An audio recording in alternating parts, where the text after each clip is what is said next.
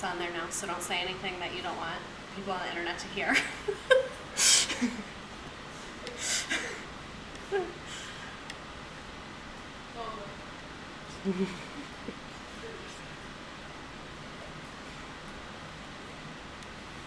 It's so awkward for like the first couple seconds.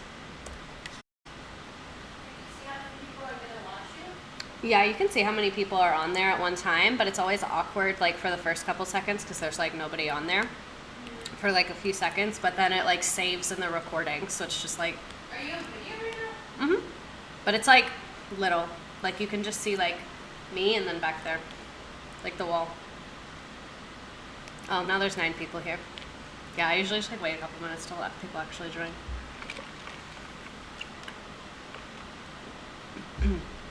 Hee-haw.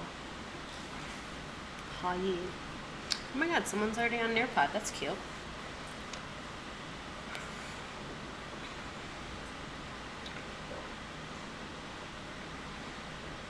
Oh my god, there's 70 people on here. Jesus. So, update. I dealt with... Hi.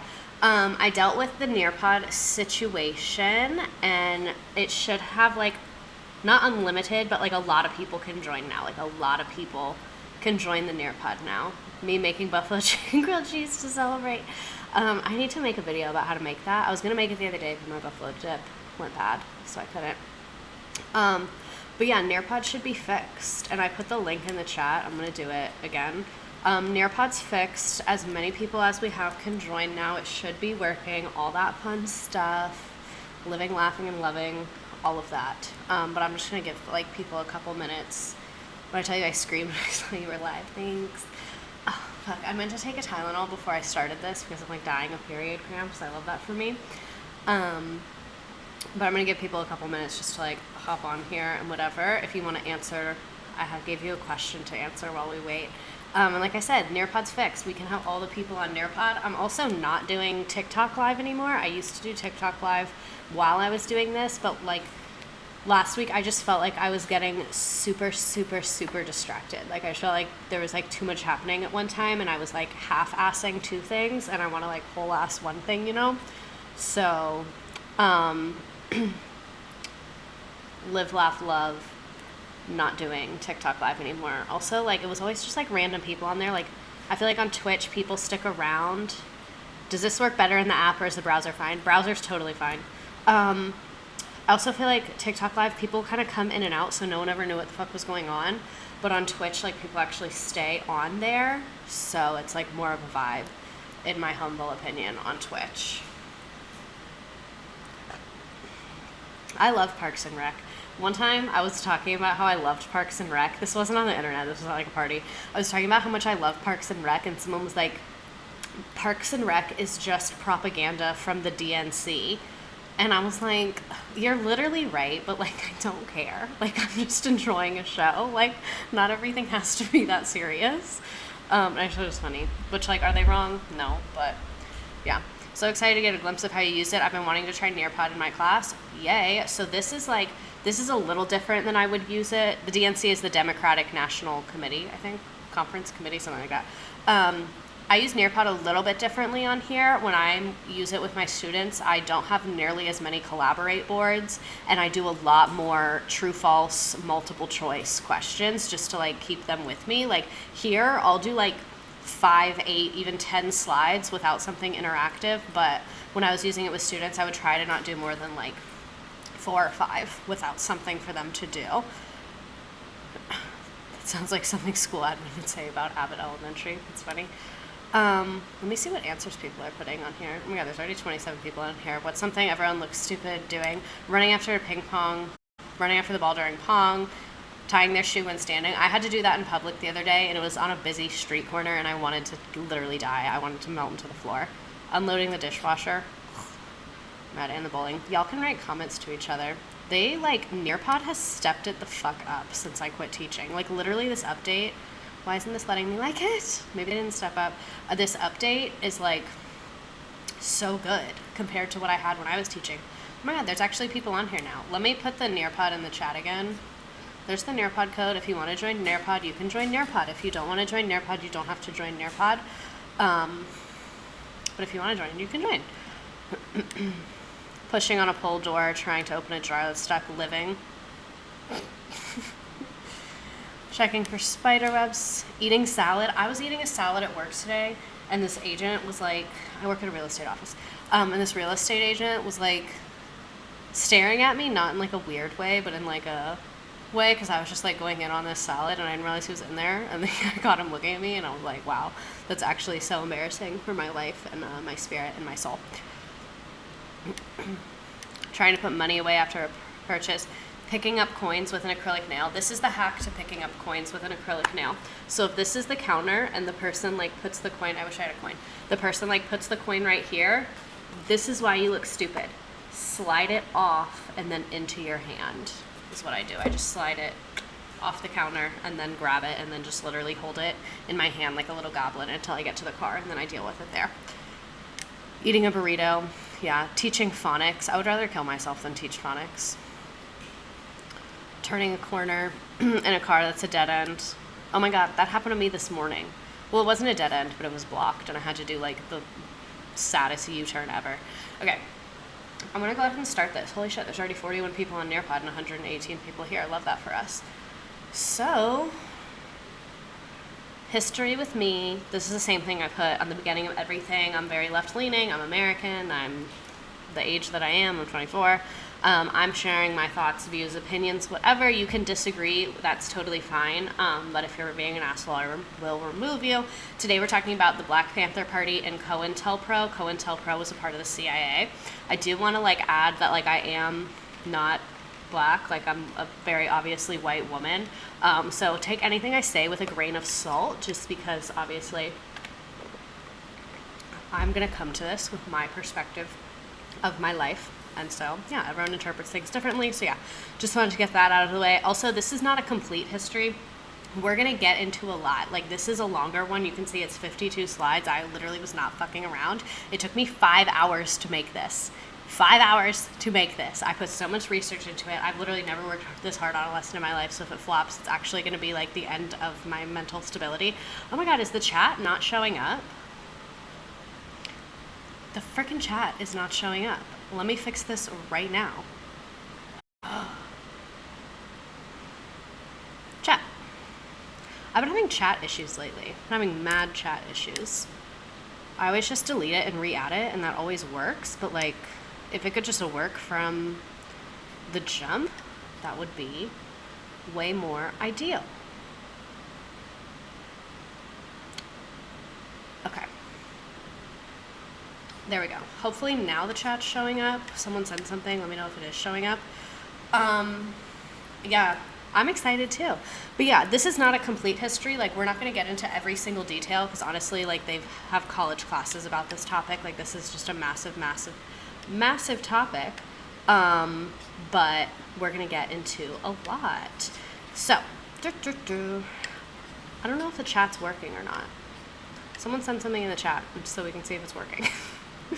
Also, trigger warning for this topic. It's like a heavy topic. You know, we talk about violence, we talk about racism, we talk about the government doing all those things.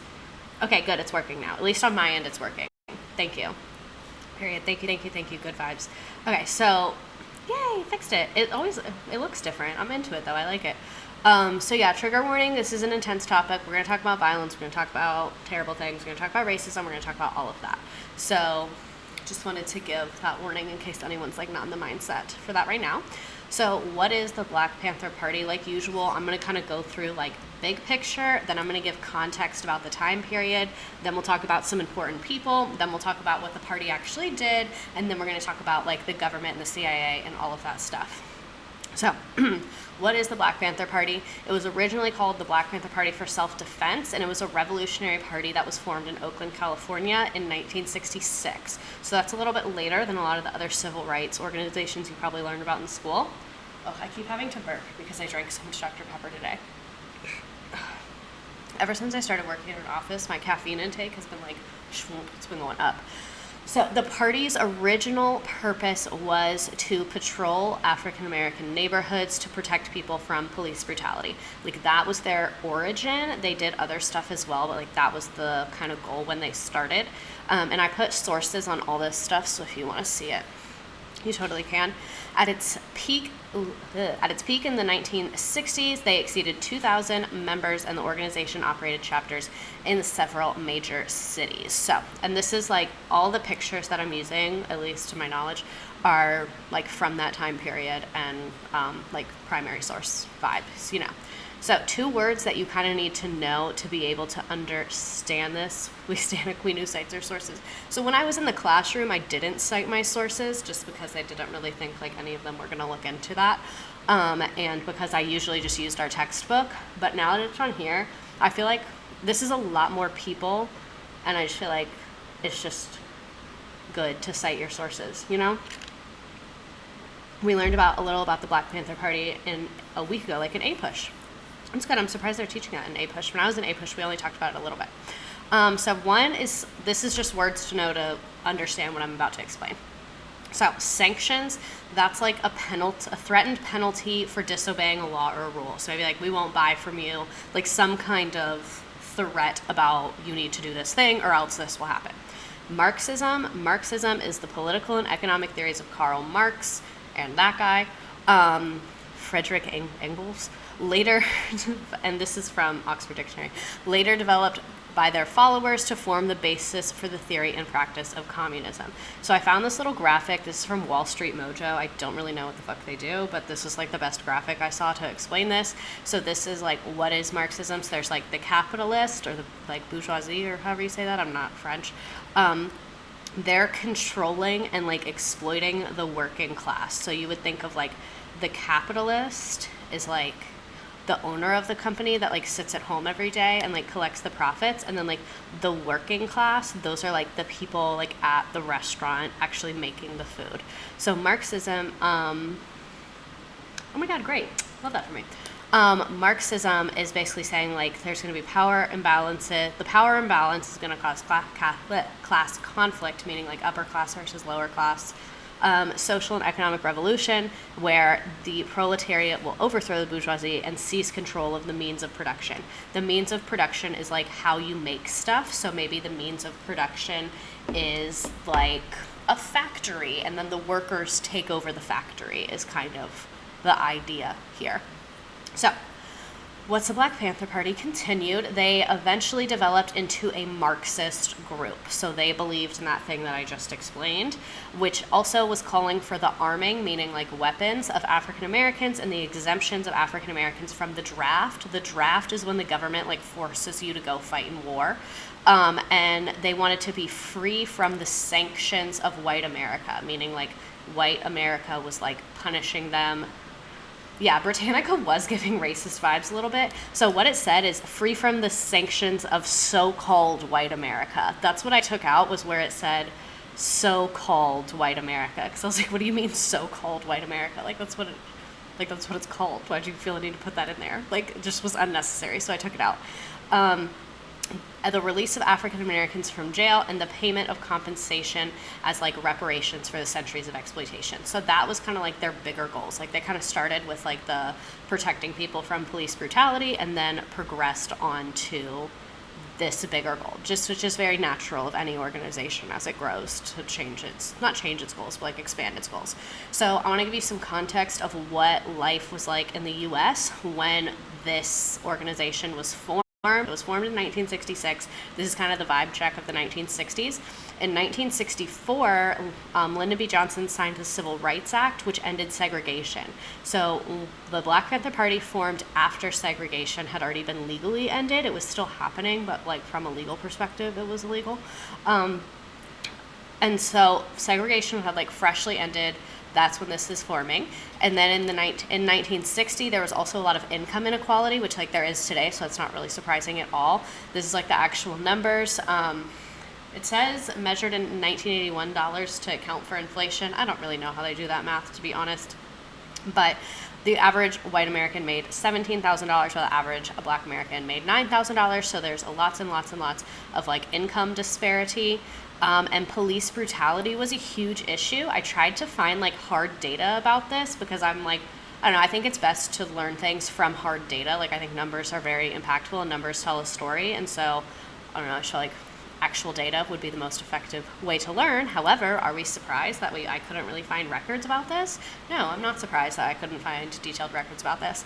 And in 1958, the NAACP, that's the National Association for the Advancement of Colored People, which, like, I know that term is very outdated, but that's an old organization. They published like an expose about police brutality and how bad it was and how much it was affecting people, especially in Detroit. So that's just kind of to give you context of the time period. It's like segregation is freshly ended, but there's still a lot of issues. So did you learn about the Black Panther Party in school? Is that a thing that happened? Did you learn about that in school? I'm going to go live on TikTok for like a couple seconds while people answer this and whatever's.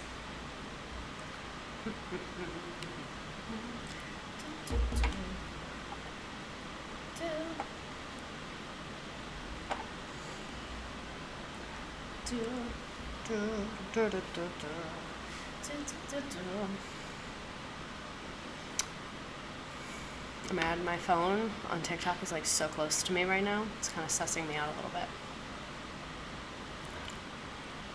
Very mixed results. Let's see. I remember talking about them, but not much. You guys are so good at participating. Chef's kiss. Love that participation. I feel like I want to edit my camera a little bit. I look like very pale. That's like not how I actually look. So that's good. Turn that down a little bit. That's weird. Never mind. Okay, there we go. I remember it being like a footnote they mentioned, but I don't think we went into anything. V common for that to be the case. I remember we basically learned about it existed, something about Malcolm X, and then never talked about it again. I need to learn more about Malcolm X. I only know like the basics about Malcolm X. It's like honestly kind of embarrassing that I was a history teacher. I need to learn a lot more. Okay. So, interesting results, mostly C, and then A is, yes, I learned a lot of unbiased information. B was, I learned they were a violent group that carried guns. Yeah, we're going to talk about all the things. So, what you've probably learned or already heard about this group is that they're really radical and really violent. The truth is, like I said, through a graphic novel I bought for my classroom. Cool. Like I said, their original name is Black Panther Party for Self-Defense, and their early activities were mostly about like overseeing, and not overseeing technically, but like monitoring is a better word, monitoring the police and kind of checking the police within black communities in Oakland and other cities. They took their weapons to the street where they felt African Americans needed protection from the corrupt government. So they did carry weapons because like the same way like security carries weapons. Like they were there to protect people from people with weapons. So like they were carrying weapons, but like how are you going to protect someone from someone else with a gun if like you don't have one? You know what I mean? Like I'm not a particularly pro-gun person, but like it just makes sense. The media portrayed them as a very violent group that should be feared. I could not find cases of anyone in the Black Panther Party killing anyone. Like I Googled, looked around, couldn't really find anything. But what I did find on that like forum website is that a group of the Black Panthers never officially killed anyone. Individuals that were a part of the Black Panther group have committed murders, but not under the direction of the group or leadership as far as we know. So there's really not cases of any like particularly acts of violence from the Black Panther Party. Also, for all my TikTok live people, I'm about to leave this. Love you so much, but sorry, my phone's dying. And I'm on Twitch though, so click the link in my bio, and then you can see all the things. Peace and love. So, load please.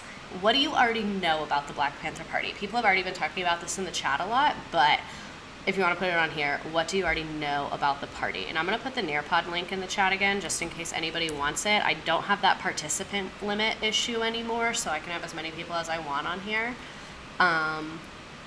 So if you want to join and tell me what you already know, go for it. And I'm watching TikTok on my phone and Twitch on my TV. I'm going to hop off of TikTok in a couple seconds, though. Literally don't know anything. They had a very successful breakfast program that we don't hear about. We're going to talk about the breakfast program. It was a thing. Also, I got approved to be in the affiliate program, so congratulations to me. I'm really, really excited. Yeah, I got approved to join the affiliate program on Twitch, so hopefully now maybe I'll get a little bit of coin. Also, I was gonna talk about this later, but I'm excited, so I'm just gonna say it right now. I don't really care. I'm gonna start streaming twice a week. So starting on Monday, we're gonna do the like education horror stories on Mondays, and then we're gonna have history stuff on Wednesdays. Because I finally accepted help. The only thing holding me back from doing that was not having time to make the slides, because I do it on Sundays and I just don't have time to do both of them. But a very, very, very kind friend of mine, same time, yeah, 7:30-ish, a very, very kind friend of mine is helping me. So I will be shouting them out and all that stuff, and that's happening soon. So yeah. Hi, miss you. Sometimes my students come on here. So cute. Okay, let me look at the rest of these people's answers though. Yay, I'm really excited to stream twice a week too. It's like tiring, just because I wish I didn't have like to go to work. But it's really fun. I really like it. I like this more. This is really fun for me. Okay, so I'm sure this is my first time learning it. They had Black Liberation, 10-point program, free health clinics. Didn't learn much. Learned that Beyonce got in trouble for having her dancers dress as them. Oh yeah, that was a couple years ago. Yeah, TikTok people come to Twitch, because I'm about to come off of here once I'm done reading these. Focused on helping uplift the Black community, protected Black communities, group of activists, free breakfast, carried weapons openly. Oh my god, y'all are so smart, period. I love having smart people. Okay. I'm gonna hop off of TikTok Live just because there's too many things happening at one time. But click the link in my bio and then you'll be taken to Twitch. Peace and love. Have a lovely evening. Maybe I'll come back. Okay. See, TikTok's just distracting. It's too much at one time. It's distracting. So why did the party form? Again, party being Black Panther Party. Despite the passage of the Civil Rights Act and Brown versus Board of Education, despite segregation ending, African Americans were still suffering a lot of social inequality, economic inequality, all of that. Poverty and reduced public services was like day in the life of the predominantly Black areas of cities, and residents were subject to poor living conditions, joblessness, chronic health problems, violence, limited means to change their circumstance, all of that. So there were some urban uprising in the 1960s, such as the Watts District of Los Angeles in 1965. I don't really know a ton about this. I want to learn more about it and possibly do a thing, like a stream about it. But there was like a decent amount of racial tension meaning like people upset over racism during this time period. So in this is the context, and in the wake of the assassination of Malcolm X, that is when Huey P. Newton and Bobby Seale, let me know if I'm pronouncing that incorrectly. Pretty much everything I know about this I read, so something weird is happening with your chat bubbles. Weird. Let me see if it fixes itself. They're huge. Yeah, I saw that one is really big, but maybe it'll fix itself. Ooh, you taught the Watts Rebellion? Happy to share? Yeah, send it to my email. It's in my TikTok bio. Okay, so let me focus. They formed the party, Huey P. Newton, Bobby Seale, in Western Oakland. I've actually been to the like bakery that they used to like, not hang out at, but like do work at and meet at and stuff. Like we said, they shortened their name. They wanted to set themselves apart from other organizations that they were often compared to. So what made them unique? They shared a lot of philosophical positions as other groups, but the other like activism groups this time were a lot more focused on like different characteristics and like culturalism, where the Black Panther Party was more focused on like political liberation and things like that. Like the Black Panther Party was really focused on how unjust capitalism was, whereas a lot of these other groups were more focused on other things and like bringing people of color together and things of that nature. I'm not really going to get into a ton of the details of that, but that's what makes the party unique, is that they're very focused on like economic liberation, whereas other groups weren't really vibing on that as much. So are they Marxist? Yes, they are. In my opinion, that's why the US government was like hating on them so hard, because obviously the US government hated on them because of racist reasons, but this is also like during the Cold War, and during the Cold War, like the US hated communist and communism and all of that stuff. So the fact that they were also communist, they're just like getting a lot more aggressive targeting from the government than I think they would have if they were not. So the first thing we're going to do is go through a couple of the important people, and then we'll talk about like what they actually did and the history of the party and all that stuff. So Angela Davis was not necessarily a leader of the Black Panther Party, but I think she's really interesting, and she was a part of the I just dropped something, sorry. I think she's really interesting, and she was a part of the Black Panther Party, so I did want to talk about her. And she also was a speechwriter for them, I believe. So she's still alive. That's a picture of her when she was younger. She looks great. She actually spoke at Florida State when I was in college there, and I like fucked up getting the tickets. Like you didn't have to pay, but like you had to like reserve your spot in advance, and I fucked up and couldn't reserve my spot, and I didn't get to go, and like the vibes were bad. Yeah, so she was known for a bunch of different things. There's a whole history page about her. That's a little bit of her background.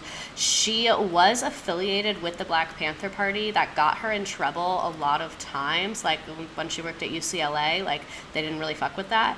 And later in life, she said that she felt the Black Panther Party was paternalistic and sexist, and that women were expected to take a back seat and to sit literally at the feet of the men. So I did want to like bring in her perspective about this. We're going to talk about women in the party. I have mixed feelings about this. Like obviously I wasn't there, so like she was there, she would know better than I do. But I think like the Black Panther Party did a much better job of putting women in power than a lot of other organizations, but they also did a lot of, according to her and other women that were in it, like could have done a better job. You know what I mean? Like I think it's a very nuanced topic, and you have to keep in mind like the historical context of it. So Fred Hampton, he's probably like one of the more famous people that you might have heard of. Fred Hampton was the deputy chairman of the National Black Panther Party, and he was the chair of the Illinois chapter. He was an honors student from Chicago who was a youth leader with the NAACP. I always almost accidentally say the NCAA. Like it's really too many letters, and my brain like always mixes those up because they're like a lot of the same letters, and my brain just smushes them together. So he successfully campaigned to have a non-segregated swimming pool in his hometown, and then he joined the party in 1968 and quickly became when people are talking about Angela Davis's books. Yeah, she has a lot of great books. I haven't read one of her books, but I've read parts of a lot of her books. I haven't read a whole one, but I've read parts of many of them.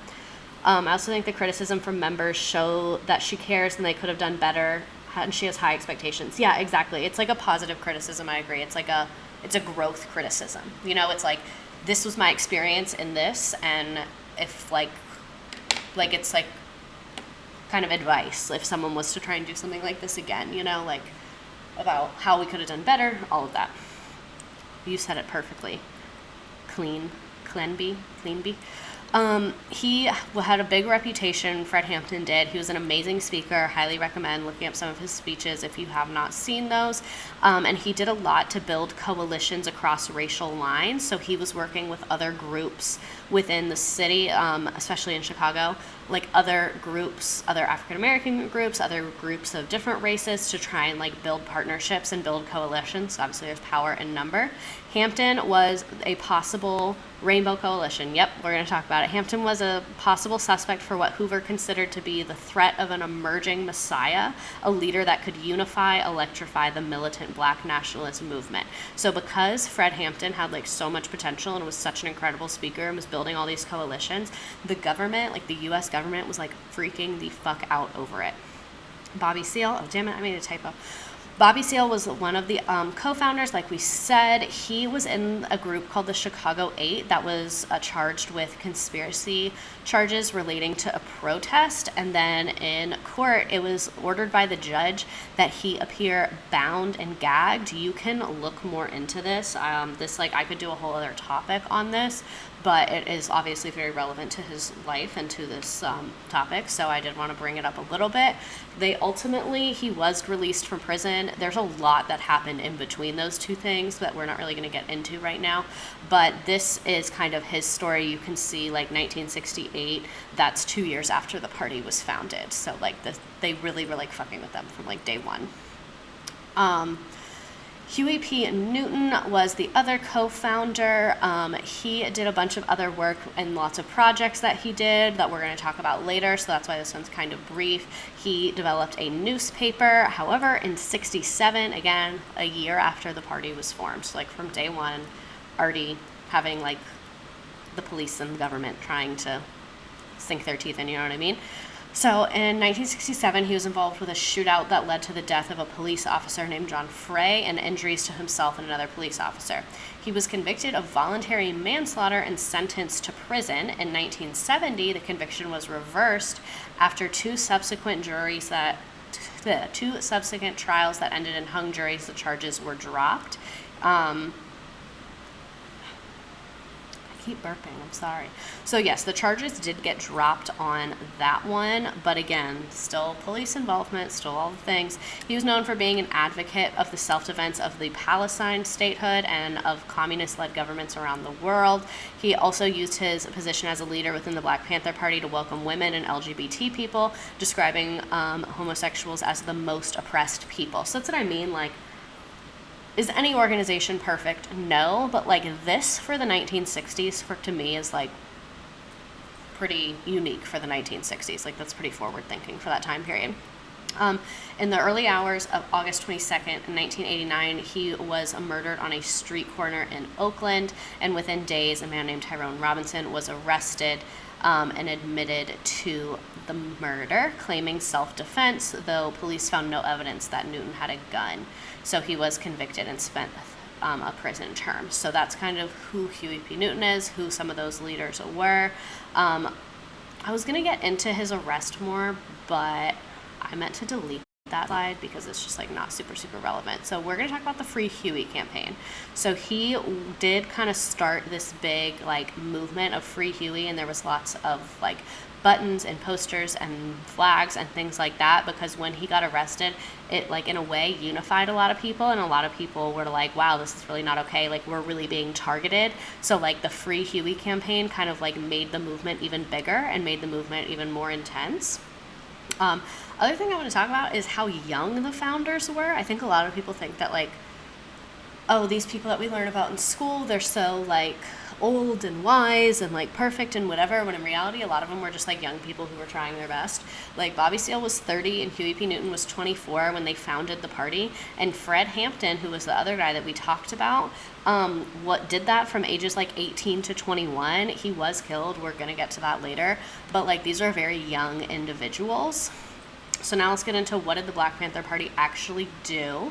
They instituted tons and tons and tons of social programs and engaged in political activities. They had, at one point, 2,000 members, like I said. They outlined a 10-point program to talk about basically, like, this is what we want, this is the goals that we're trying to achieve. And the principal stance of the Black Panther Party is that economic exploitation is the root of all oppression, meaning, like, money and people exploiting people for money is the root of all, like, discrimination, being held down, all oppression in the United States and abroad, across the world. And abolition of capitalism is a precondition of social justice. So this is, like, their main sentiment, is that, like, you cannot have justice until, like, you're free from capitalism. And so that's what really, really makes them unique, especially compared to a lot of those other civil rights groups. So this is the 10-point program right here. I'm also going to drop the Nearpod in the chat again, because why the hell not? This is the, if I'm not mistaken, the BPP's work with that led to CRT. I don't know. So this is the 10-point program. This is, like, an actual document. I'll give you a second to read through the points. We want freedom. We want power to determine the destiny of our Black community. We want full employment for our people. We want an end to the robbery by the white man of our Black community. We want decent housing, education that exposes the true nature of the Just can't American society. I don't know why when a word gets split, my brain like won't read it. We want education that teaches our true history and our role in present day society. We want all black men to be exempt from military service. We want an immediate end to police brutality and the murder of black people. We want freedom for all black men held in federal, state, county, city, prison, and jails. We want all black people, when brought to a trial, to be, this is, in my opinion, one of the most interesting, to be tried in a court by a jury of their peer group or people from black communities as defined by the Constitution of the United States. Because it's literally true. It says a jury of your peers. And like there was no definition for peers. You know what I mean?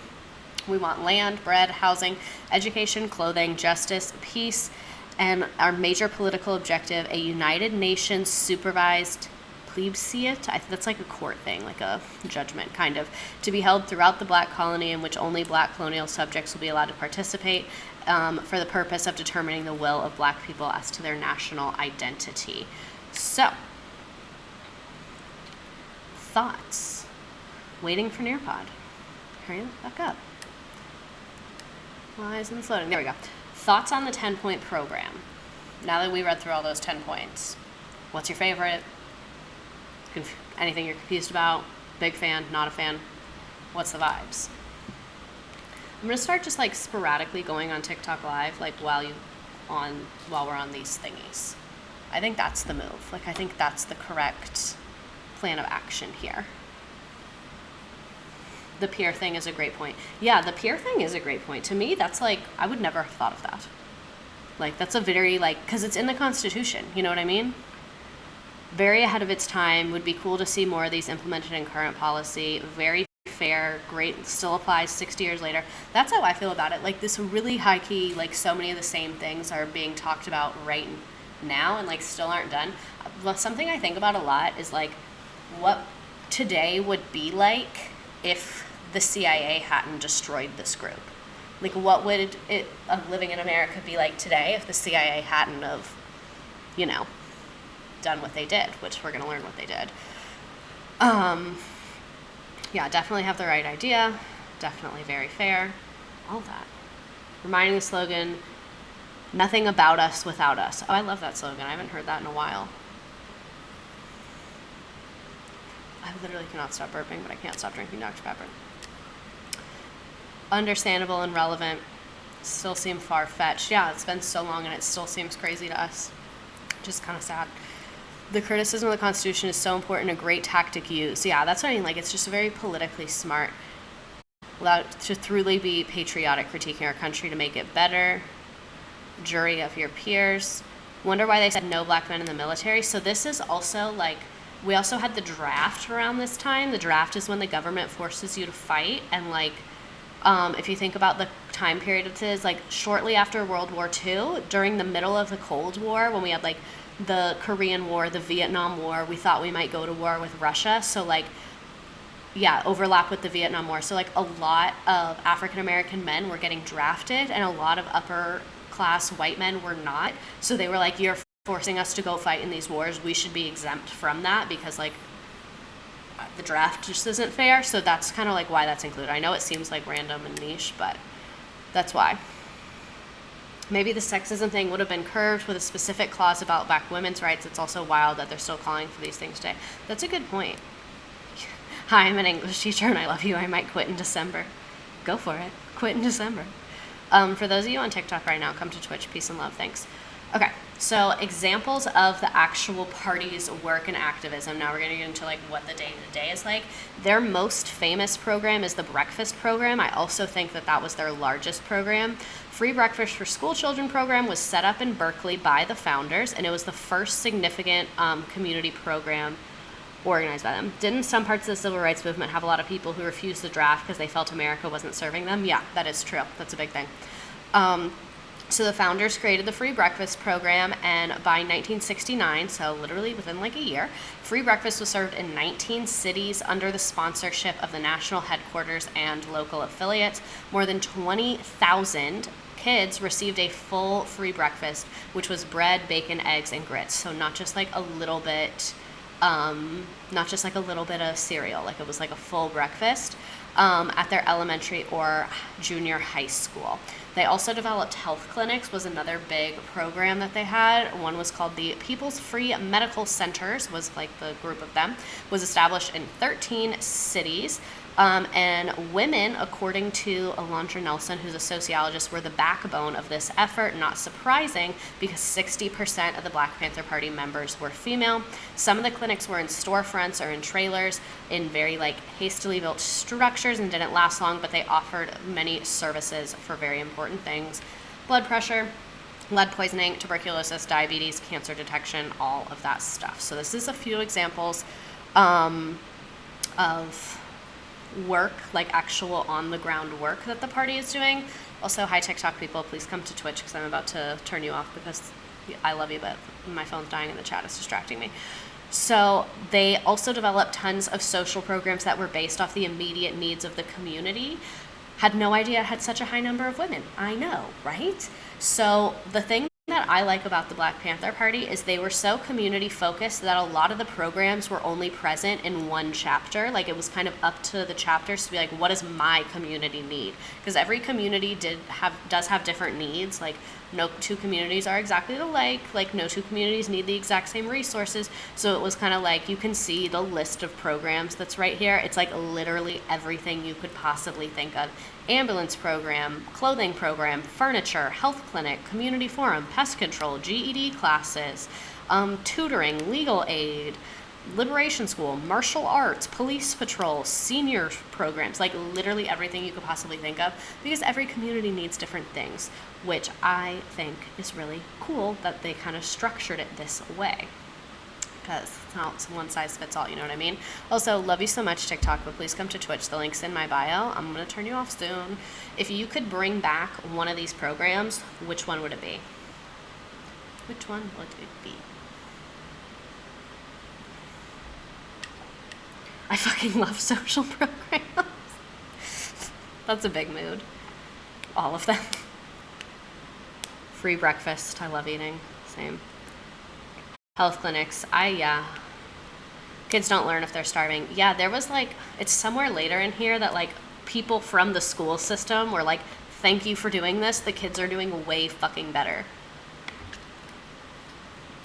Here's the Nearpod again.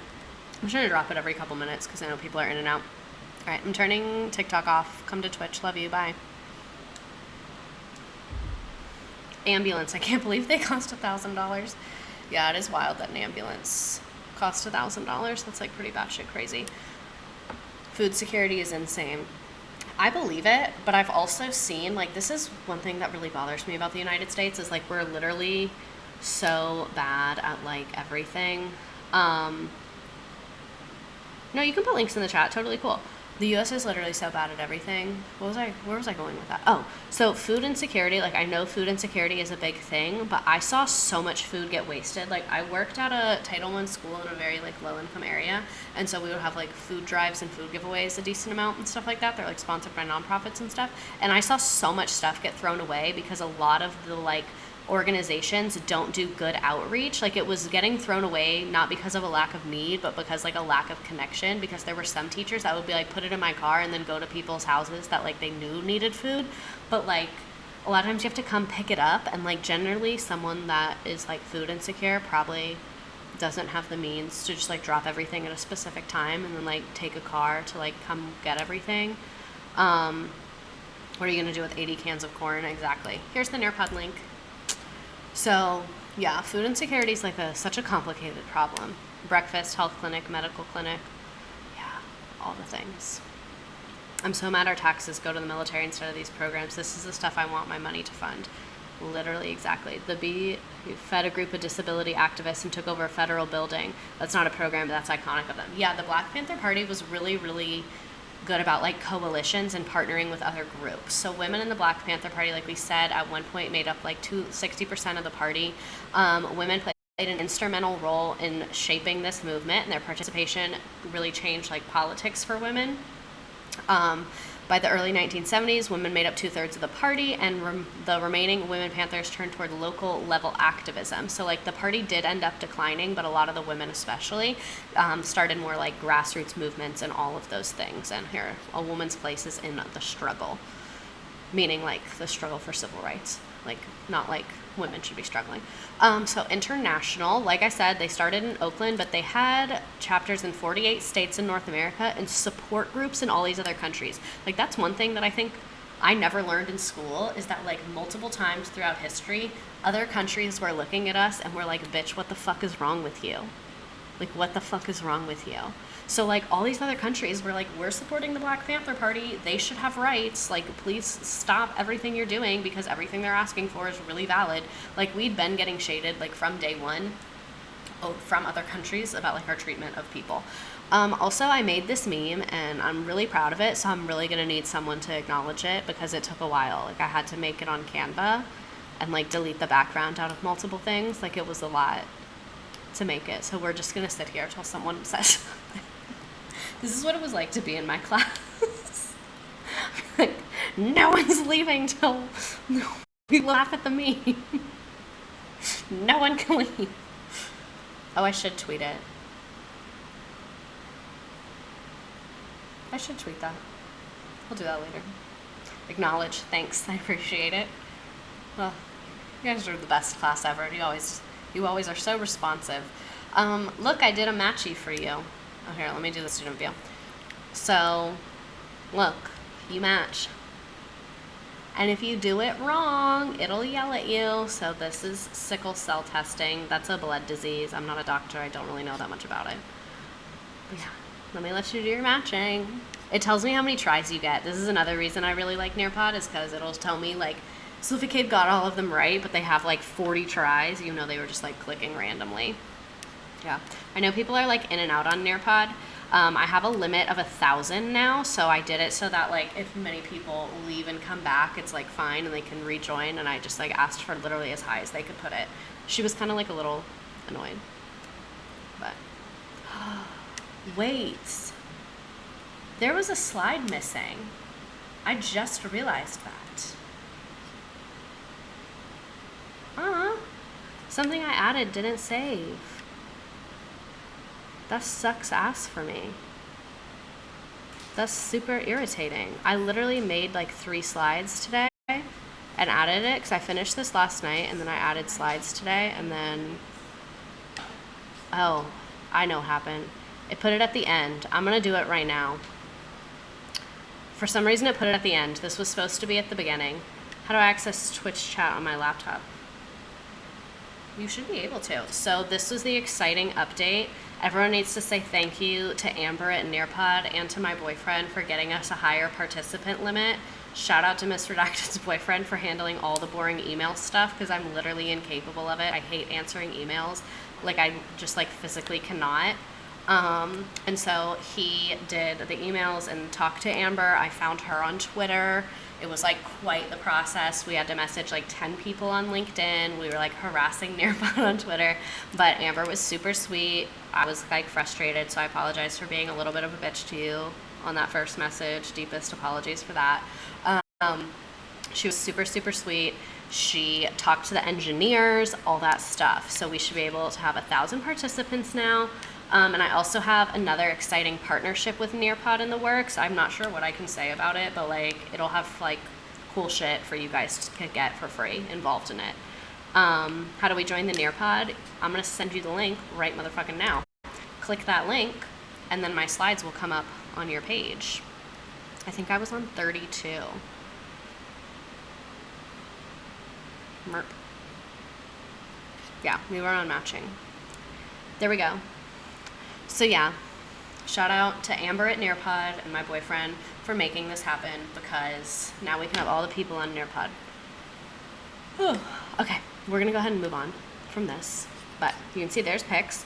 Here's more pics. These are just various pictures from the Black Panther Party, just like various documents, all that stuff, pictures. So you can see like they're famous for their look, like with the leather jackets and the berets and all of that.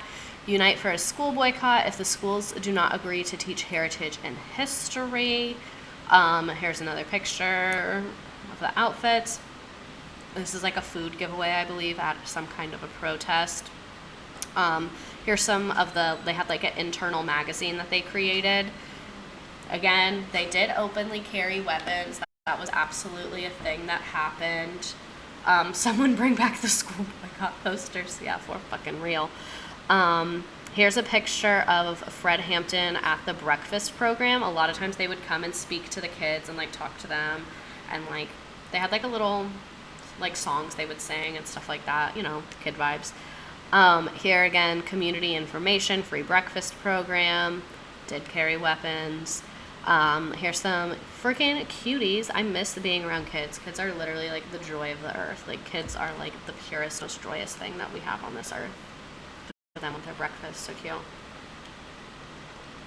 The weapons made it really easy for propaganda makers to turn people away from them. Yeah, I agree.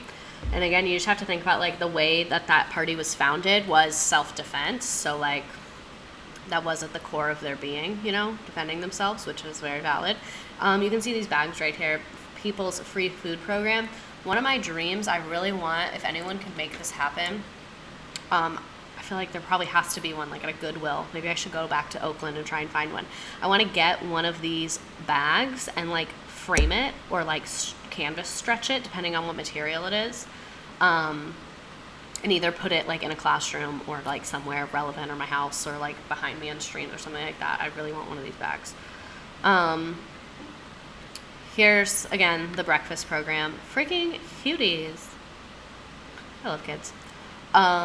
Here is a rally poster at the Hotel Diplomat. Donation $2. Reagan actually opposed open carry when he was governor because of this. We're literally about to talk about that. Ugh. We're literally about to talk about that. Okay. Thoughts so far? What's been interesting, surprising, all of that? You have a shirt? That's cool. I want a shirt. What's been interesting? What's been surprising? What's been catching your attention?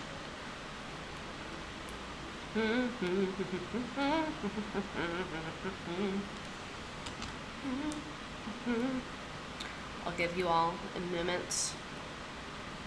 No idea they had social programs. Yeah, I didn't learn about that till I was an adult, which is like embarrassing for the people that educated me. Okay. Reagan opposing open carry. Bro, people just do whatever is convenient for them in the moment. Like dead ass. Like dead ass, that's actually what's happening. They got shut down for all these social programs the U.S. government can never. Bro, if you think this is bad, just wait till we get to what the U.S. government did. Just wait till we get to what the fucking U.S. government did. Social programs in the very much open carry. I used to be a lot more anti-gun than I am now. I used to be like staunchly anti-gun, and now I have like mixed feelings about it.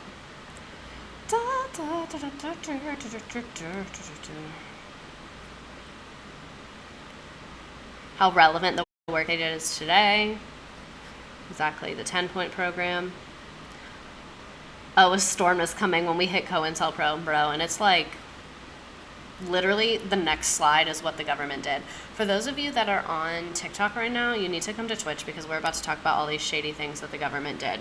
So how did the government react to this? Let's start with weapons. So again, parties founded in 1966. We're in 1967 right now. So 30 members of the Black Panthers protested on the steps of the State House with weapons, and they announced the time has come for Black people to arm themselves. So basically saying like we need to defend ourselves from the police because the police are always in our communities. We need to defend ourselves. We need to arm ourselves. Today I went into a school that had a sign on the door that said certain staff members are armed and will use whatever force is necessary to protect our students. I mean, at least it's to protect the students and not the teachers from the students. That could be worse messaging, but that's not good that they're armed. That's a little bit terrifying, yeah. That the school is armed. That doesn't sit really great with me. I'm not loving that. So let's get back to this. Sorry, I got distracted. So the Black Panther Party has a protest on the California State House armed with tons of weapons. The display freaked the fuck out of Ronald Reagan. Ronald Reagan was like, what the fuck is happening? There are African Americans with weapons on the State House. And so obviously he freaks the fuck out. And he passes the Mulford Act. Oh, I'm going to burp again. I feel it. He passes the Mulford Act, which is a state bill prohibiting the carry of loaded firearms, with an addendum prohibiting loaded firearms on the state capitol, and this bill took California down the path of having the strictest gun laws in America. Boo, Reagan, throwing tomatoes. This is a Ronald Reagan hate account. Before anything, this is a Ronald Reagan hate account. He's a little bitch. Ronald Reagan's a bitch. Heard it here fucking first. If I ever want to enter the classroom again, I'm going to have to delete the internet. Like, I'm going to have to delete the entire thing. Like, literally imagine me going to a school and being like, hi, I would like to work here. And then them finding a video of me saying Ronald Reagan's a bitch. Like, the way I would be crucified by Ron DeSantis. Okay, so they passed this super fucking strict gun law for the first time in California, and the law was a part of the wave of laws that were passed in the late 60s, regulating guns, especially to target African Americans. So that's the crazy thing, is like, these motherfuckers did not give a shit about gun control until the Black Panther Party started carrying guns, and then they were like, we need to get guns out of the community. We need to get guns out of the community. Ronald did what? Yeah, girl, join Twitch. Like, it's all written right here. Ronald Reagan, passes this super strict gun laws, and the NRA supported it. Literally the NRA. The NRA supported this law. So, in contrast to the NRA's rigid opposition of gun control in today's America, the organization fought alongside the government for stricter gun laws in the 60s. My roommate ran fought for stricter gun laws in the 60s in an effort to keep guns out of the hands of African Americans as racial tensions in the nation grew. So literally the NRA was like, we're pro-gun, but not for people of color. They were like, not for you. Sorry.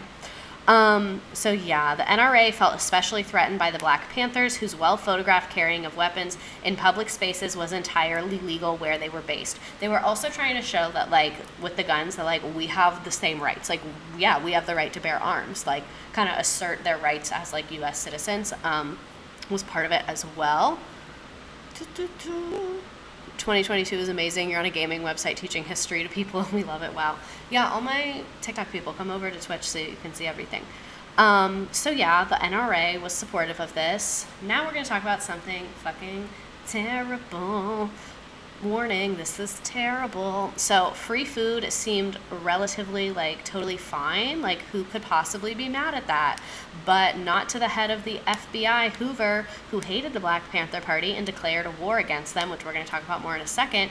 He called the program potentially the greatest threat to efforts by the authority to neutralize the BPP and what it stands for, and gave law enforcement the power to destroy it. He basically said, do whatever the fuck you want, get rid of them.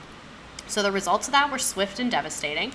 FBI agents went door to door in places like Richmond, telling Black parents that the Black Panther Party was going to teach their children to be racist. And in San Francisco, parents were told that the food was infected with diseases and that, like, they shouldn't allow their kids around these people. The kids were going to get sick, yada, yada, yada.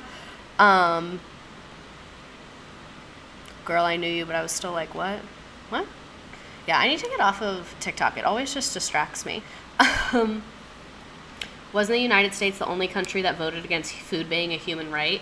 Yeah, I saw that on Twitter, but I don't know how true that is, but probably. That sounds pretty on brand for us. So in San Francisco, parents were told the food was infected with venereal diseases, and Oakland and Baltimore were raided by officers who harassed the party members in front of terrified children, and the participating children were photographed by the Chicago police. So the Chicago police literally, like, came in there, harassed the fuck out of these, like, people serving food in front of these poor children, and then photographed all the kids, which must have been fucking terrifying. And then the night before the first breakfast program in Chicago was supposed to open, the Chicago police broke into the church and mashed up all the food and urinated on it. So that's why the title of this slide is ACAB. What that stands for, all cops are bastards. And if that does not sit well with you, then think about it a little longer. Just noodle on that one. Be thinking about it. Now let's talk about Cointelpro. So that was, like, police stuff the police were doing. We talked a little bit about the FBI. Now we're going to, for real, get into the, or not the FBI, the CIA. So COINTELPRO, it's called the Counterintelligence Program, was created by the FBI, and the CIA did a lot of this shit too, from 1956 to 1971 to discredit and neutralize organizations considered subversive to U.S. political stability. It was covert and often used extra legal means, that means illegal, to criminalize various forms of political struggle and derail several social movements. According to FBI documents, one of the purposes of the COINTEL program was to expose, disrupt, misdirect, discredit, and otherwise neutralize the activities of black nationalists. They wanted to prevent the rise of a black messiah, like I already said, and Martin Luther King Jr. had been amongst the candidates until his assassination in 1968. I don't know how anyone looks at this and doesn't think Martin Luther King getting assassinated was like sus. Like, I don't know how anyone thinks that that's not questionable. I just don't know how you could come to that conclusion. Where was I? When the attention shifted to Huey P. Newton, of the 295 documented actions taken by COINTELPRO to disrupt black groups, 233 were directed at the Black Panther Party. So you can see COINTELPRO was not just for the Black Panther Party, but like 233 out of 295, you know? And there are the sources on that. So I want to analyze the FBI website's description of COINTELPRO. In high school, my history teacher straight up said MLK was murdered by the government. You said it, not me. This is the FBI's description of COINTELPRO. I just want everybody to like think about that for a second. And just be thinking. Circle any red flags. Sorry, I'm on TikTok right now.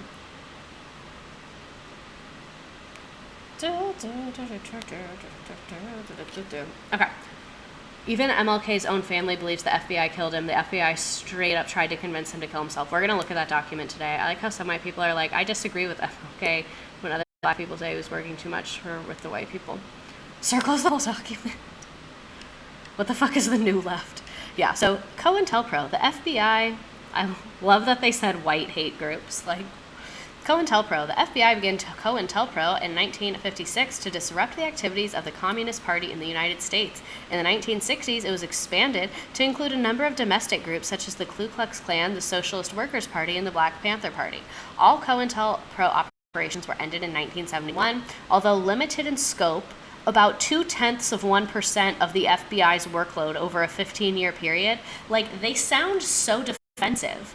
Like, why do you sound so defensive? Like, if you didn't do anything wrong, why are you being so defensive? Like, I don't understand. If you didn't do anything wrong, why are you being defensive? COINTELPRO was later rightfully criticized by Congress. Now they're trying to, like, sprinkle in a hint of accountability. Like, they're like, maybe if we hint at taking accountability, people will just be cool with it. I just made my account, so I'm proud of my username. Oh my god, I'm so glad you got the username Ronald Reagan Hate account. I would love that for you. Criticized by Congress and the American people for abridging First Amendment rights and for other reasons. What are the reasons? What other reasons, FBI? What other reasons? I said circle anything that's sus. People circling. That's cute. Okay. So from the FBI, we're going to look at documents. This is the source of this. Is this going to let me copy and paste this? Yeah. I'm going to put this in the chat.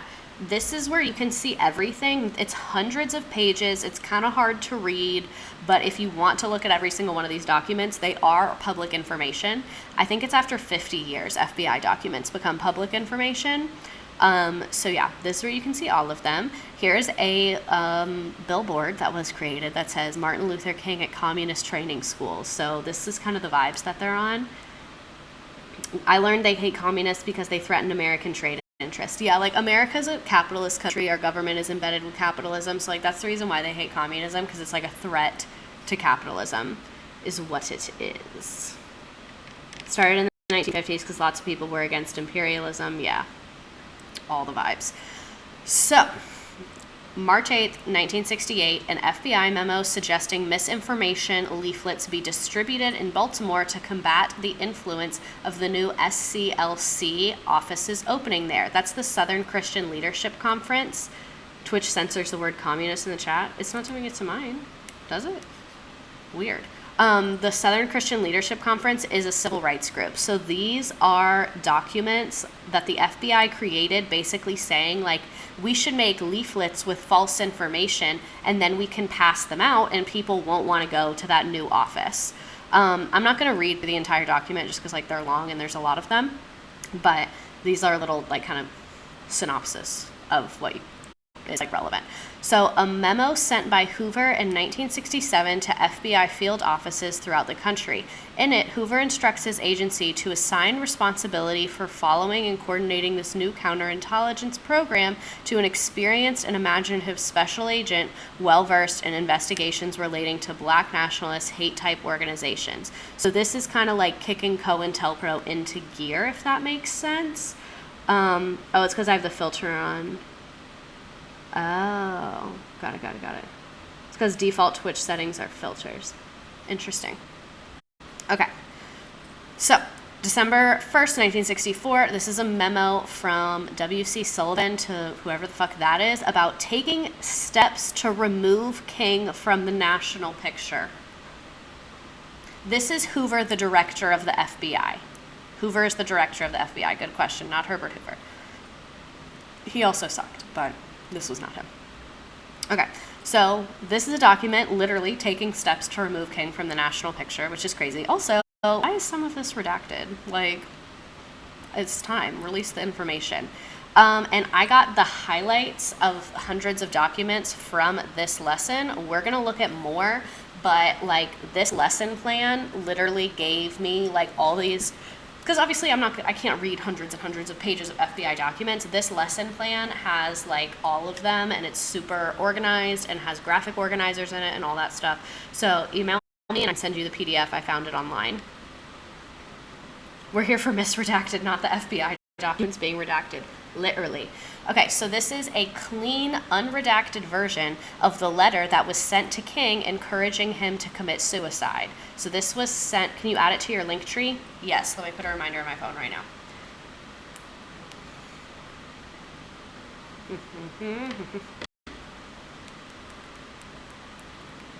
That is a phenomenal idea. Thank you to the person who just suggested I put it in my link tree.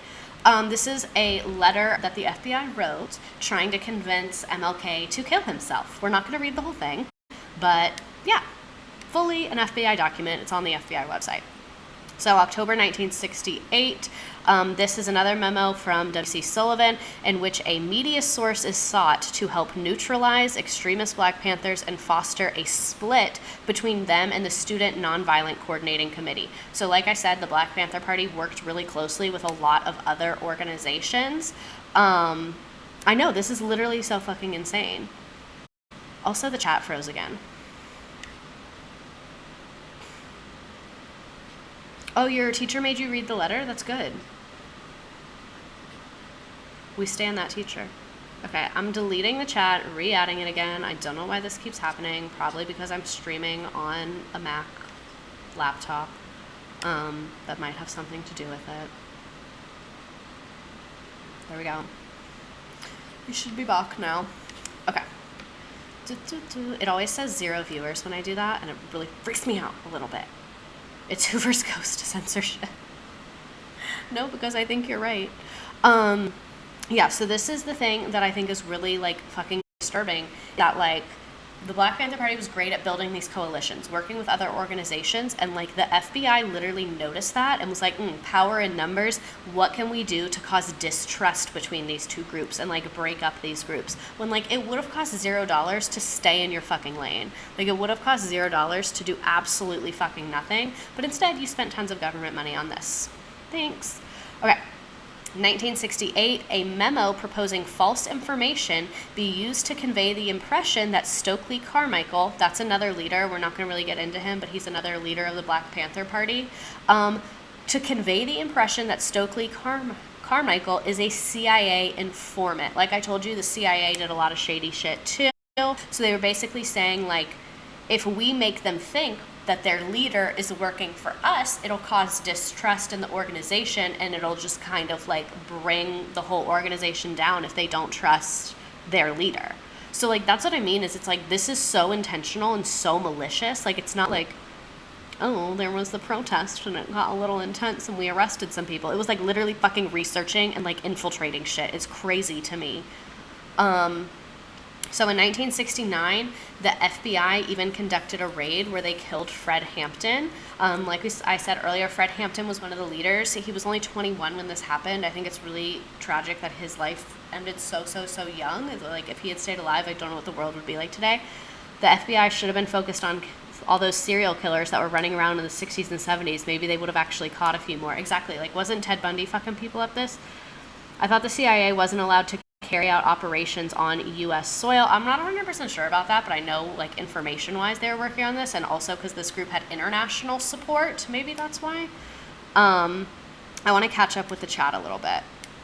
They were too big of a risk to capitalism. That's exactly what I think it is, especially Fred Hampton. Fred Hampton was an incredible speaker. He was really especially talented in, like, explaining things in a way that was very understandable in layman's terms. What's the difference between the CIA and the FBI? They're all cops at the end of the day. They're just different government entities that kind of do different things. The CIA is more about intelligence and information gathering, and the FBI is an investigative thing. International support from China and Japan, I can imagine U.S. was going crazy over that. Exactly. Like, I think a lot of the Black Panther Party, they were so talented and such incredibly engaging. Just because it's illegal doesn't mean it didn't happen. They were such incredible engaging speakers and did such a good job of, like, explaining to people why capitalism is, like, exploitative of them and, like, why they should be against it, that, like, I think it really scared the U.S. government, and, like, it was so powerful that, like, it could have caused a huge revolution in the U.S. What's MK Ultra? Ooh. Did you watch Judas and the Black Messiah? Yes, I actually watched it on Sunday to help me, like, get ready for this. Like, I made this, watched it, researched more, added more stuff. We can learn about MK Ultra. It's a lot. I don't know a ton about it. God forbid we foster diverse thought in this country. Exactly. So I think it's like the government recognized, like, wow, these people have started a movement. They could make a crazy change. They could change our whole way of life, and, like, they would come attack us and we wouldn't be in charge anymore. MK Ultra is basically the U.S. government, like, did a bunch of experiments on people and, like, tortured a bunch of people. Oh, someone said something. The U.S. government brought LSD into the U.S., drugged and tortured a bunch of civilians in the name of discovering mind control and defeating communism. Yeah, like, it's fucking crazy. Yeah. Okay, let me focus and read this slide. Wait, like Stranger Things? I haven't seen Stranger Things, so I don't know. I think so, though. Okay. So this is how Fred Hampton was murdered. It was in 1969. Again, only 3 years after the party was created. He had been involved, like, all 3 of those years. A People's Gas truck pulled up to the front of an apartment building in Chicago, and 14 police officers who were dressed in regular clothes. King and Hampton were both anti-capitalists. Cops will always work for the capital owners. Exactly. 14 plainclothes police officers quietly followed out of an undercover truck, armed with pistols, a shotgun, machine guns, and a detailed map of the target, the apartment that was occupied by the leaders of the Black Panther Party. There were a lot of people in one apartment. The map clearly identified the bedroom of Fred Hampton, the 21-year-old chairman of the party, who was asleep next to his 8-month pregnant fiance. This shit happened with a woman who's 8 months pregnant, like 2 inches away from him. At 4:30 a.m., the police kicked down the front door and started shooting. Ballistics reports later showed that they fired more than 90 times, 90 times, including machine gun rounds through exterior walls and windows. It was just like bullets coming from literally every single angle, which is absolutely insane. Someone said, and I think I have this on the next slide, only 1 round was fired by the Black Panthers. Like, they only fired literal 1 round. The police were acting under the orders of the Cook County State's attorney, who held a press conference claiming his officers were surprise attacked by the Black Panthers as the police tried to execute a search warrant for illegal weapons in the apartment, which makes no sense. But yes, the Black Panther Party only shot 1 round. I thought that was in here. Thank you to whoever said that. They only shot 1 round. And again, police shot 90 times. The police also shot first. This was the floor plan of Fred Hampton's apartment that was drawn by an FBI informant. So the FBI did infiltrate the Black Party and had the Black Panther Party and had multiple FBI informants in the party. Most of the people that were informants, they were not FBI employees. They were people that the FBI like strong-armed into being informants. So this is a map of the apartment drawn by the informant. This is how the police came in and killed all of those people and like knew where everything was and all of that because of this map right here. That map of the apartment was drawn by William O'Neill. He was an FBI informant when he infiltrated the Black Panther Party. They made him be an informant, and like he wasn't in the party prior to that. Like he joined as an informant, if that makes sense. And he is known for playing a role in the assassination of Fred Hampton. In 1969, Hampton was working on the Rainbow Coalition. Like we said, that's an alliance among various different groups in Chicago, and the FBI and the police became increasingly concerned about this and his growing political power. This video is pretty good and talks to his pregnant girlfriend that survived. Oh, thank you. I love when people are sending other things. Love that for us. So that summer, the police raided the Panthers office, arrested several members, and burned the building down. They fully burned the building down, which like that's so illegal. That's literally so fucking illegal. The FBI required O'Neill to give them a drawing to show the layout of the apartment where the Panthers often gathered so they could prepare a raid. Basically, William O'Neill was like gonna go to prison for like car stealing or something like that, and they were like, hey, you have to do this or else we're sending you to prison. Like he totally got strong-armed into it. Like it was not like he volunteered to do this. They kind of forced him to and threatened him into doing it.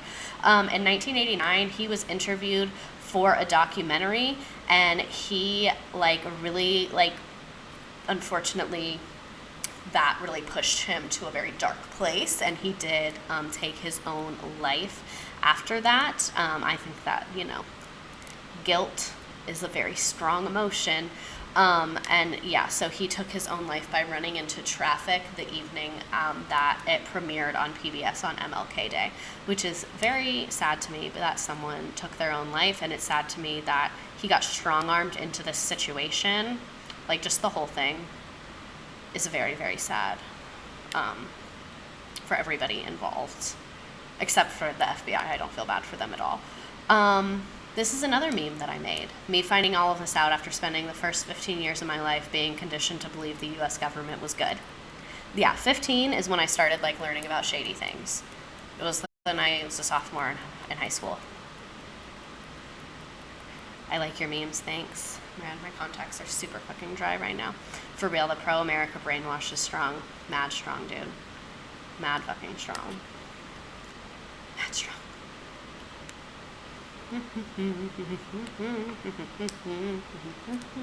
Oh, sorry, I forgot to change the slide, my dumbass. Okay. So, questions, comments, thoughts, shocking parts. This is the last slide, so I'm going to hang out on here for a little bit longer. This one went by really, really fast. I had kind of less people in here, but I kind of liked it because I feel like I got to look at all the messages, which was more fun. A+ meme, thanks. I like how you guys are like validating my memes now because I complained. It does not feel like an hour plus. Yeah, we were here for hour 20.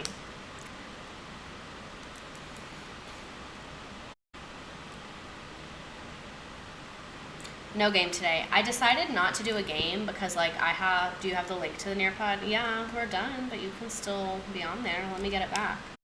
I decided not to do a game because I do it about like the things we talked about, and I just like didn't want to be having like cutesy music and like fun vibes with that stuff. Like the last one about the strike where I did the game, it was like very true false questions that were like more lighthearted parts of it. So I like didn't feel weird about the game. I don't know. I just didn't feel like being like having like cute music while it was like, did the FBI kill this person? You know, like, I don't know. I started making it and it was giving me the ick. So that's why we didn't have the game. Don't forget to tweet the memes. I'll try to remember. I suck at remembering. Do you do topics outside of U.S. history? I'm open to it. U.S. history is definitely more of my vibe. But I'm open.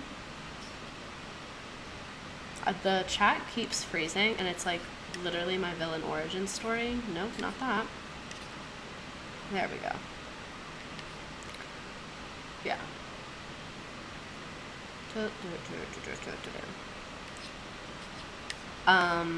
Yeah, I don't know. I just felt weird about the game this time. But I think I fixed the chat, hopefully.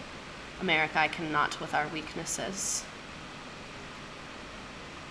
Learning that William was roped into it and then took his own life made me really sad. Yeah, same. Because, like, obviously it would have been a better vibe to just, like, not do it. But, like, it sucks that he was in that situation. I teach ancient history and it's really not the same vibe. Yeah, it's just not me. Like, I don't dislike it. So there's, like, certain topics that I would be down for, but just generally. What similarities do you see between the Black Panther Party and how the government reacted to Black Lives Matter when it started in 2013? Yeah, 2020 reaction was more positive, but initially it was whack. So one big difference, I don't know, that's a really good question. I need to, like, noodle on that some more. I feel like the Black Panther Party was, like, very grassroots service oriented, when, like, the Black Lives Matter movement has been a lot more, you know, we're in, like, the digital age and social media, like, more information based, if that makes sense. This is kind of like one major difference I would notice. And I also think, like, it's hard to compare because, like, we have access to all this information about the Black Panther Party and what the government has done and stuff like that, and, like, we won't know those things about our government right now. The government's reaction to BLM was more performative. BLM is very corporate also. Yeah, that's the other thing, is, like, I think the Black Lives Matter movement has kind of gotten, like, commercialized and, like, used as, like, a, you know, like, it's just like you said, it's very corporate-y. The Black Panther Party counts as early examples of mutual aid. Yes, this is absolutely, like, textbook definition of mutual aid is what's going on here.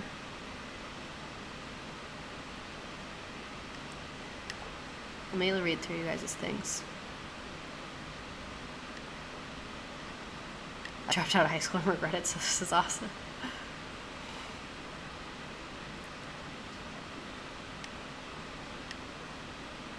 What do you think America would be like if the Black Panther Party wasn't destroyed?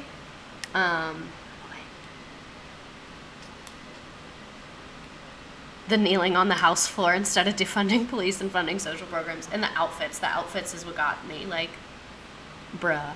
I took a class on collective action at FSU, and we talked about how at some point a movement gets really big that its messaging gets lost. Yes, I think I might have taken that same class. Wearing dashikis, yeah. God. At its core, BLM had very similar values in regards to being anti-capitalist. Yeah, I agree with you. I think it's just, like, when things get really big, they really change. And, like we looked at the Black Panther Party had 2,000 members. Like, that's a lot of people that are on the ground doing work. But, like, in terms of messaging, you can stay pretty connected with 2,000 people. Like, once you get into, like, hundreds of thousands of people on social media and all that, it gets a lot harder for everybody to, like, keep the same values and, you know, the same messaging and all of that. That's why the people who say, I don't support the organization, I support the sentiment, bother me. Like, girl, yeah. Plus the specified care to their communities. That's the other thing, is, like, they're very... When do you do your stream next? So that's the other announcement, is I'm going to start doing it on Mondays and Wednesdays. So on Monday, I'll be doing another one. Right? Like, the organization had the right idea. We all lost the point. That's why activists stay focused on community outreach and mutual aid. Yeah, I used to think that I wanted to work in nonprofits in, like, a national way and, like, do policy and stuff like that. But, like, then I did an internship, and I don't know, I really saw that, like, grassroots and community-based and mutual aid is, like, the only effective method of help I've ever seen, of, like, support and actually making a difference to people. Like, everything else, like, I worked at a nonprofit, I did an internship there, and, like, all we ever talked about was the board and funding, and then, like, a lot of our data about our impact was, like, in my opinion, not very accurate data. Like, the number of people we said we were serving, like, I did not think we were serving that many people. Most of those people had not reached out to the organization. We hadn't done anything with them in years, like, all of that. And so I don't know, and that was a national org. So I was like, this is not a vibe. And it was, like, more, like, so much of the money was getting spent on, like, the office space and the salaries and all of that. So I feel like, yeah, just donating small amounts to individuals and, like, mutual aid and community-based partnerships and things like that are just a lot more effective. How often do you do this? I miss school. I'll be doing this every Wednesday. My nose is stuffy. You really don't get details on specific topics because curriculum has so much to go over. Yeah. That's kind of why I like doing this on Twitch now, is like, I feel like I can get a lot more detailed and specific and all of that. But I'm gonna hop off of this soon. I'll leave this open for a couple more seconds. But, what's this link someone just sent? Graphic novel, A Black Panther Party History taught me so much for anyone who wants to learn or needs something more needs something digestible. Thank you. Bring the House Down on Netflix. Thank you for the stream. You're welcome. Thanks for coming. Okay, adios. Peace and love. Have a good night. Brush your teeth. Take care of yourself. All the things. I'm gonna go make some ramen for dinner. It's gonna be good though. I'm gonna put an egg in it, and I have the little like from Trader Joe's. What are they called? Pot stickers. I'm gonna put in there. Okay. Adios.